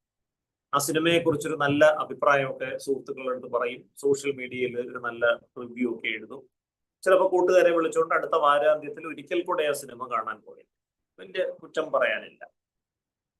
സിനിമ കണ്ട ശേഷം ഒരു പുതിയ ഹോട്ടൽ തുറന്നിട്ടുണ്ട്, അങ്ങോട്ടേക്ക് പോയി പുതിയൊരു ഭക്ഷ്യവസ്തു ഓർഡർ ചെയ്തു. സ്പെഷ്യൽ ഒരു വിഭവമാണ് എന്ന് അവിടുത്തെ വെയിറ്റർ പറഞ്ഞു. നമ്മളത് ടേസ്റ്റ് ചെയ്ത് നോക്കിയപ്പോൾ അപാരമായ ടേസ്റ്റ്, അതിമനോഹരം. 75 യൂണിറ്റ് ആയിട്ട് ഡോപ്പമിൻ കൂടി, ഭയങ്കര സന്തോഷം തോന്നി. പിന്നീട് ആ ഹോട്ടലിന്റെ പരിസര പ്രദേശത്തൂടെ എവിടെയെങ്കിലും നമ്മൾ സഞ്ചരിച്ചാൽ അവിടെ ഇറങ്ങി അതേ വിഭവം ഒന്ന് ഓർഡർ ചെയ്ത് കഴിച്ചു നോക്കി. പക്ഷെ നമുക്കറിയാം, ഈ ഹോട്ടലിലെ ഭക്ഷണം കഴിച്ചുകൊണ്ട് മാത്രം ആരും നിയന്ത്രണം വിട്ട് പെരുമാറുന്നത് നമ്മൾ കണ്ടിട്ടില്ല, ഡാൻസ് കളിക്കുന്നൊന്നും കണ്ടിട്ടില്ല. പക്ഷെ മദ്യ വിഭവങ്ങൾ ഉപയോഗിച്ചാൽ നിയന്ത്രണം വിട്ട് പലരും പെരുമാറുന്നതാണ്. ഡാൻസ് കളിക്കുകയും ചീത്ത വിളിക്കുകയും വളരെ മോശമായിട്ട് പെരുമാറുകയും ചെയ്യുന്നതാണ്. ഇതിന്റെ കാരണം ഈ മദ്യം ചെല്ലുമ്പോഴത്തേക്ക് ഈ ഡോപ്പമിൻ ഒരുപക്ഷെ ഒരു 100 യൂണിറ്റിന്റെ മുകളിലോട്ട് നിന്ന് കൂടുകയാണ്. അപ്പൊ ഒരു നിയന്ത്രണം വിട്ട സന്തോഷപ്രകടനം. അനുഭവിക്കുന്ന വ്യക്തിക്ക് വലിയ സന്തോഷമാണ്. പക്ഷെ അദ്ദേഹം കാട്ടിക്കൂട്ടുന്ന പ്രകടനങ്ങൾ പൊതുശല്യമായി മാറുന്ന തരത്തിലുള്ള പ്രകടനങ്ങളായി മാറും. ഇനി ഈ പുതിയ തലമുറ മയക്കുമരുന്നുകൾ അടക്കമുള്ള കാര്യങ്ങളൊക്കെ ഉപയോഗിക്കുമ്പോൾ ചിലപ്പോൾ ഒരു 1000 യൂണിറ്റിന്റെ മുകളിലേക്കൊക്കെ ഡോപ്പമിനൊക്കെ കൂടും. ഡോപ്പമിൻ ഗ്ലൂക്കോസിനെ പോലെയാണെന്ന് പറയാറുണ്ട്. ഒരു 70 തൊട്ട് 140 വരെ ഗ്ലൂക്കോസ് ഉണ്ടെങ്കിൽ ശരീരം നന്നായി പ്രവർത്തിക്കും. 70-ൽ കുറവാണ് ഗ്ലൂക്കോസ് എങ്കിൽ തളർച്ചയും ക്ഷീണവും ഒക്കെ വരും. 200-ന്റെ മുകളിലേക്ക് ഗ്ലൂക്കോസ് കൂടിയാൽ പ്രമേഹം, രക്തക്കുഴലുകളൊക്കെ അടയുന്ന ഒരു അവസ്ഥ വരും. 500-ന്റെ മുകളിലേക്ക് ഗ്ലൂക്കോസ് കൂടിയാൽ ചിലപ്പോൾ ബോധം കെട്ട് വീഴും. 600-ന്റെ മുകളിലോട്ട് പോയാൽ ചിലപ്പോൾ ആള് മരിച്ചു എന്ന് പറഞ്ഞതുപോലെയാണ് ഈ ഡോപ്പമിന്റെ കാര്യം. ഈ മയക്കുമരുന്നുകളൊക്കെ ഉപയോഗിക്കുമ്പോൾ ചിലപ്പോൾ ഡോപ്പമിൻ ഒരു 1000 യൂണിറ്റിന്റെ മുകളിലേക്ക് കൂടിയാൽ ചെവിയിൽ അശരീരി ശബ്ദങ്ങൾ മുഴങ്ങുന്നത് പോലെയുള്ള മിഥ്യാ അനുഭവങ്ങൾ ഉണ്ടാകും. ആരൊക്കെയോ നമ്മളെ വധിക്കാൻ ശ്രമിക്കുന്നു, കൊല്ലാൻ ശ്രമിക്കുന്നു, ഇല്ലായ്മ ചെയ്യാൻ ശ്രമിക്കുന്നു എന്ന മട്ടിലുള്ള മിഥ്യാ വിശ്വാസങ്ങൾ. ഈ ഒരു അവസ്ഥയാണ് നമ്മൾ ലഹരി വസ്തുജന്യ ചിത്തഭ്രമം, സബ്സ്റ്റൻസ് ഇൻഡ്യൂസ് സൈക്കോസിസ്. ഇപ്പൊ ഏതാണ്ട് ഇതിന് സമാനമായിട്ടുള്ള ഒരു അവസ്ഥ തന്നെ പലപ്പോഴും ഈ ഡിജിറ്റൽ അടിമത്തം വഴി കൊണ്ടാണ്. ഈ ഡിജിറ്റൽ ഉപകരണങ്ങൾ അമിതമായി ഉപയോഗിക്കുമ്പോൾ ഈ തലച്ചോറിലെ ഡോപ്പമിൻ കുത്തനെ വർദ്ധിക്കുന്ന ഒരവസ്ഥ. പ്രത്യേകിച്ച് ഈ ഓൺലൈൻ ഗെയിമുകൾ പോലെയുള്ള ചടുലമായ ദൃശ്യങ്ങളുള്ള ഭാഗങ്ങളൊക്കെ കാണുമ്പോൾ, അല്ലെങ്കിൽ ഓൺലൈൻ ഗാംബ്ലിംഗ്, ചൂതാട്ട സ്വഭാവമുള്ള കാര്യങ്ങൾ കുത്തനെ തലച്ചോറിലെ ഡോപ്പമിൻ കൂടുകയാണ്. അപ്പൊ പെട്ടെന്നൊരു ആഹ്ലാദ അനുഭവം, പെട്ടെന്ന് വല്ലാത്ത തരത്തിലുള്ളൊരു സന്തോഷവും ഉന്മേഷവും ഒക്കെ വന്ന് മൊത്തത്തിലൊരു മനസ്സിലൊരു വല്ലാത്തൊരു ആനന്ദം കിട്ടുന്ന ഒരു അവസ്ഥ. പക്ഷേ നമുക്കറിയാം, കുത്തനെ വർദ്ധിക്കുന്ന സകല സാധനങ്ങളും കുത്തനെ താഴോട്ട് വീഴേ പറ്റും. സത്യമാണ്. അപ്പൊ ഇവിടെയും അത് തന്നെ സംഭവിക്കുന്നു. കുത്തനെ ഈ ഡോപ്പമിന്റെ അളവ് താഴോട്ട് അങ്ങ് പതിക്കുമ്പോൾ തലേ ദിവസം ഉണ്ടായ ആ സന്തോഷവും ആഹ്ലാദവും ഒക്കെ മാറി ഒരു അസ്വസ്ഥതയും വെപ്രാളവും സങ്കടവും ദേഷ്യവും ഒക്കെ വരുന്നൊരവസ്ഥ. അപ്പൊ അതിനെ മറികടക്കാൻ നമ്മൾ എന്താ ചെയ്യേണ്ടത്? തലേ ദിവസത്തെ അനുഭവം നമ്മളെ പഠിപ്പിച്ചിട്ടുണ്ട്. ഈ ഓൺലൈൻ ഗെയിം എടുത്തു വെച്ച് വീണ്ടും കളിച്ചാൽ മതി, നമുക്ക് വീണ്ടും ആഹ്ലാദം കിട്ടും. അങ്ങനെയാണ് ഇതിന് നമ്മൾ അടിമപ്പെട്ടു പോകുന്ന അവസ്ഥ. ഇപ്പൊ ഡോപ്പമിൻ തലച്ചോറിൽ വർദ്ധിക്കുന്നതിന് 2 രീതികളിൽ വർദ്ധിക്കാറുണ്ട്. ഒന്നാമത്തേത്, നമ്മളൊരു പാട്ട് കേൾക്കുന്നു, സുഹൃത്തുക്കളോടൊപ്പം സമയം ചെലവഴിക്കുന്നു, ഫുട്ബോൾ കളിക്കാൻ പോകുന്നു, സിനിമ കാണാൻ പോകുന്നു, എന്തെങ്കിലും സാംസ്കാരികവും കലാപരവുമായിട്ടുള്ള പ്രവർത്തനങ്ങളിൽ ഏർപ്പെടുന്നു. ഇതൊക്കെ, അല്ലെങ്കിൽ ജിമ്മിൽ പോയി എക്സർസൈസ് ചെയ്യുന്നു, അല്ലെങ്കിൽ തൂമ്പ എടുത്തുകൊണ്ട് പോയി കിളയ്ക്കുന്നു. ഇത്തരം കാര്യങ്ങളൊക്കെ ചെയ്യുമ്പോൾ തലച്ചോറിലെ ഡോപ്പമിന്റെ അളവില് പതിയെ പതിയെ പതിയെ പതിയെ കൂടി ആ വർദ്ധിച്ച അളവ് അതേപോലെ കുറെ നേരം നീണ്ടു നിന്ന് വളരെ സാവധാനം കുറഞ്ഞു വരിക. അപ്പൊ നമുക്കറിയാം, ഇപ്പൊ ജിമ്മിൽ പോയി എക്സർസൈസ് ചെയ്യുന്ന ഒരാളിന് പെട്ടെന്നൊന്നും ഭയങ്കര സന്തോഷമൊന്നും ഉണ്ടാവുന്നൊന്നുമില്ല. പക്ഷെ അത് ഈ ചെയ്യുന്ന ഇടയ്ക്ക് പതിയെ നമുക്കൊരു സെൻസ് ഓഫ് വെൽബീങ്, ഒരു സന്തോഷം വരികയാണ്, ഒരു സുസ്ഥിതി വരികയാണ്. കുറെ നേരം ആ സുസ്ഥിതി അങ്ങനെ നിലനിൽക്കും നമ്മൾ അത് ചെയ്യുമ്പോൾ. ഈ ജിമ്മിൽ നിന്ന് നേരെ കഴിഞ്ഞ് വീട്ടിലെത്തിയാലൊന്നും പെട്ടെന്നൊന്നും ആ സുസ്ഥിതി മാറിപ്പോവുകയില്ല. പക്ഷെ സാവധാനം ആ സുസ്ഥിതി കുറഞ്ഞ് വരിക തന്നെ ചെയ്യും. അപ്പൊ പെട്ടെന്നുള്ള ഒരു ആഹ്ലാദമോ പെട്ടെന്നുള്ള ഒരു സങ്കടമോ ഒന്നും ഇതിലൂടെ വരുന്നില്ല. സാവധാനത്തിൽ ഒരു ആഹ്ലാദത്തിലേക്ക് നമ്മൾ പോയി കുറെ നേരം ആഹ്ലാദം അതുപോലെ നിന്ന് പതിയെ കുറഞ്ഞു വരിക. ഇതാണ് ഫേസിക് ഇൻക്രീസ് ഓഫ് ഡോപ്പമിൻ എന്ന് പറയുന്ന ഡോപ്പമിന്റെ ആരോഗ്യകരമായ വർധനവ്. എന്നാൽ നമ്മൾ ഈ ഓൺലൈൻ ഗെയിമുകൾ കളിക്കുമ്പോൾ, അല്ലെങ്കിൽ ഓൺലൈൻ ചൂതാട്ടങ്ങളിൽ ഏർപ്പെടുമ്പോൾ കുത്തനെ ഡോപ്പമിൻ അങ്ങ് കൂടും. ഇതിനെയാണ് ടോണിക് ഇൻക്രീസ് ഓഫ് ഡോപ്പമിൻ. ഈ കുത്തനെ ഡോപ്പമിൻ കൂടുമ്പോൾ കുത്തനെ അത് കുറയുകയും ചെയ്യും. കുറച്ച് കഴിയുമ്പോൾ വല്ലാത്ത അസ്വസ്ഥത തോന്നും, വീണ്ടും അതേ സാധനം ആവർത്തിച്ച് ചെയ്യാനായിട്ട്. അപ്പൊ ഇവിടെ നമ്മൾ ശ്രദ്ധിക്കേണ്ട കാര്യം, ആരോഗ്യകരമായി ഡോപ്പമിൻ വർദ്ധിപ്പിക്കുന്ന തരത്തിൽ ഈ ഫേസിക് ഇൻക്രീസ് ഓഫ് ഡോപ്പമിൻ ഉണ്ടാക്കുന്ന ചില ശീലങ്ങൾ കുട്ടികളുടെ സ്വഭാവത്തിൽ അന്തർലീനമാക്കിയാൽ അവർ ഈ ഡിജിറ്റൽ അടിമത്തത്തിൽ ചെന്ന് വീഴാനുള്ള സാധ്യത കുറവാണ്. അപ്പൊ എന്തൊക്കെയാണ് ഇത്തരം ആരോഗ്യകരമായ ശീലം? ഒന്ന്, കായിക വ്യായാമം. ചെറിയ കുട്ടികൾ 1-ാം ക്ലാസ്, 2-ാം ക്ലാസ്, 3-ാം ക്ലാസ്, 7-ാം ക്ലാസ് വരെയുള്ളതൊക്കെ ചെറിയ കുട്ടികളായിട്ട് നമുക്ക് എടുക്കാം. 2 മണിക്കൂർ നേരം സൂര്യപ്രകാശം കൊണ്ടുള്ള ചടുലമായ വ്യായാമം നിർബന്ധമായും ഉറപ്പുവരുത്തുക. പല മാതാപിതാക്കൾക്കും ഇത് കേൾക്കുമ്പോൾ ദഹനക്കേട് വരും. കാരണം വൈകിട്ട് സ്കൂൾ കഴിഞ്ഞ് ട്യൂഷന് വിടണം, പിന്നെ അബാക്കസിന് വിടണം, ഇങ്ങനെയുള്ള പല പല പരിശീലനങ്ങൾക്കും കുട്ടികളെ വിടാനുണ്ട്. അപ്പൊ അതിനിടയിൽ കുട്ടി 2 മണിക്കൂർ കളിച്ച് സമയം കളയണമെന്നാണോ നിങ്ങൾ പറയുന്നത്? അത് തന്നെയാണ് പറയുന്നത്. കാരണം ഈ സൂര്യപ്രകാശം കൊണ്ട് 2 മണിക്കൂർ വ്യായാമം ചെയ്താൽ 4 ഗുണങ്ങളാണ്. ഒന്ന്, തലച്ചോറിലെ ഈ ഡോപ്പമിൻ ആരോഗ്യകരമായ രീതിയിൽ കൂടി നിൽക്കും. അപ്പോൾ കുട്ടികളുടെ ശ്രദ്ധയും ഏകാഗ്രതയും മെച്ചപ്പെടും. അവർക്ക് ദീർഘനേരം ഫോക്കസ് ചെയ്തിരുന്ന് പഠിക്കാൻ പറ്റും. അപ്പൊ എല്ലാ ദിവസവും കൃത്യമായി കളിക്കാൻ പോകുന്ന, ഒരു നിശ്ചിത സമയം കളിക്കാൻ പോകുന്ന കുട്ടികളെ ശ്രദ്ധിക്കൂ. അവർ പഠിക്കുമ്പോൾ ഫോക്കസ് ചെയ്തിരുന്ന് പഠിക്കാൻ പറ്റും. അവർ 1 മണിക്കൂറാണ് പഠിക്കുന്നതെങ്കിലും പൂർണ്ണമായ കാര്യക്ഷമതയോടെ അത് പഠിക്കാനായിട്ട് സാധിക്കും. അതാണ് ഒന്നാമത്തെ ഗുണം. 2, റെഗുലറായിട്ട് എക്സർസൈസ് ചെയ്യുന്ന കുട്ടികളുടെ തലച്ചോറിലെ എൻഡോർഫിൻസ് എന്ന രാസവസ്തുക്കൾ കൂടി നിൽക്കും.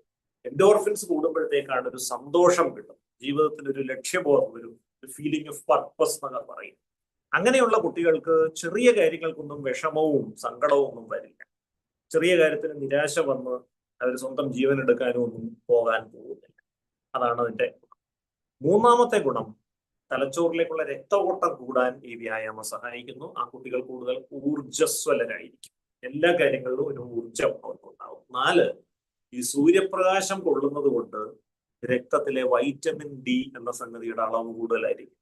വൈറ്റമിൻ ഡി നമുക്കിന്നറിയാം, പണ്ടാണെങ്കിൽ എല്ലിന്റെയും പല്ലിന്റെയും ബലത്തിനുള്ള സംഗതിയായിട്ടാണ് കരുതപ്പെടുന്നത്. ഇന്ന് നമുക്കറിയാം അത് മാത്രമല്ല, തലച്ചോറിന്റെ വിജ്ഞാന വിശകലന ശേഷി, ഇൻഫർമേഷൻ പ്രോസസ്സിംഗ്, അതിന് പരമപ്രധാനമാണ് വൈറ്റമിൻ ഡി. വൈറ്റമിൻ ഡി കൂടി നിന്നാൽ പെട്ടെന്ന് കാര്യങ്ങൾ ഗ്രഹിക്കാനും ആ ഗ്രഹിച്ച കാര്യങ്ങൾ തലച്ചോറിൽ കൃത്യമായി ശേഖരിച്ചു വയ്ക്കാനും വേണ്ട സമയത്ത് അത് അനുസ്മരിച്ചെടുക്കാനും കഴിയും. കുട്ടികളുടെ ശ്രദ്ധയും ഏകാഗ്രതയും ഓർമ്മയും മെച്ചം. മാത്രമല്ല, ഈ കുട്ടികളുടെ രോഗപ്രതിരോധ ശേഷി കൂടുതലായിരിക്കും. ഇപ്പം വേനൽക്കാലത്തൊക്കെ വീട്ടിന്റെ പുറത്ത് ഓടി നടന്ന് കളിച്ച് നന്നായി ശരീരം വിയർക്കുന്ന, വെയിൽ കൊള്ളുന്ന കുട്ടികൾ സ്കൂൾ തുറന്ന് ജൂൺ മാസം മഴയൊക്കെ ആയിട്ട് സ്കൂളിലോട്ട് പോയാലും ക്ലാസ്സിൽ ബാക്കി കുട്ടികൾക്കെല്ലാം പനിയും ചുമയൊന്നും വന്നാലും വലുതായിട്ട് അവരെ ബാധിക്കത്തില്ല. എന്നാൽ എപ്പോഴും മുറിക്കുള്ളിൽ അടച്ചിരുന്ന് ഒട്ടും വെയിൽ കൊള്ളാതെ വൈറ്റമിൻ ഡി വളരെ കുറവുള്ള കുട്ടികൾ ഈ ജൂൺ മാസത്തിൽ സ്കൂളിലേക്ക് പോകുമ്പോൾ വഴി കൂടെ ആര് ചുമച്ചാലും തുമ്മിയാലും ഇത് മൊത്തം വീട്ടിൽ പിടിച്ചുകൊണ്ട് വരും. അവർക്ക് പനി പിടിക്കും, ജലദോഷം പിടിക്കുന്ന മാത്രമല്ല, വീട്ടിൽ കൊണ്ടുവന്ന് പ്രായം ചെന്ന ആൾക്കാർക്കെല്ലാം അത് കൊടുത്ത് ആകെ സങ്കീർണാവസ്ഥയിൽ കാര്യങ്ങൾ പോകുന്നു. അതുകൊണ്ട് 2 hours of physical activity with exposure to sunlight, സൂര്യപ്രകാശം കൊണ്ടുള്ള വ്യായാമം. ഇനി ഹൈസ്കൂളിലേക്ക് കുട്ടികൾ എത്തി, അവരുടെ പഠനത്തിന്റെ തിരക്ക് കൂടി, എൻട്രൻസ് കോച്ചിങ് ഉണ്ട്. അപ്പോഴും ആ പ്രായത്തിലും 1 മണിക്കൂറെങ്കിലും സൂര്യപ്രകാശം കൊണ്ടുള്ള വ്യായാമം ജീവിതത്തിന്റെ ഭാഗമായി നിലനിർത്തണം. അത് കുട്ടികൾ നന്നായി പഠിക്കാൻ വേണ്ടിയിട്ടാണ്. കൃത്യമായി 1 മണിക്കൂറെങ്കിലും കായിക വ്യായാമം നടത്തുന്ന കുട്ടികള് മികച്ച ശ്രദ്ധയുള്ളവരായിരിക്കും, നന്നായി പഠിക്കാൻ സാധിക്കുന്നത്. ഇത് നമ്മൾ ഒന്നാമതായിട്ട്. രണ്ടാമത്തെ കാര്യം, നമ്മൾ 1938 ഹാർവാർഡ് സർവകലാശാലയിൽ ആരംഭിച്ച് ഇപ്പോഴും തുടർന്നുകൊണ്ടിരിക്കുന്ന ഒരു പഠനമുണ്ട്, Harvard study on adult development. മനുഷ്യ വികസനത്തിനെ കുറിച്ചുള്ള ലോകത്തിലെ ഏറ്റവും ദൈർഘ്യമേറിയതും ഏറ്റവും കൂടുതൽ ആളുകൾ പങ്കെടുത്തതുമായ പഠനമാണ്. ഈ പഠനം മനുഷ്യന്റെ ആയുർദൈർഘ്യം വർദ്ധിപ്പിക്കുന്ന 5 കാര്യങ്ങളുണ്ടെന്ന് പറയുന്നു.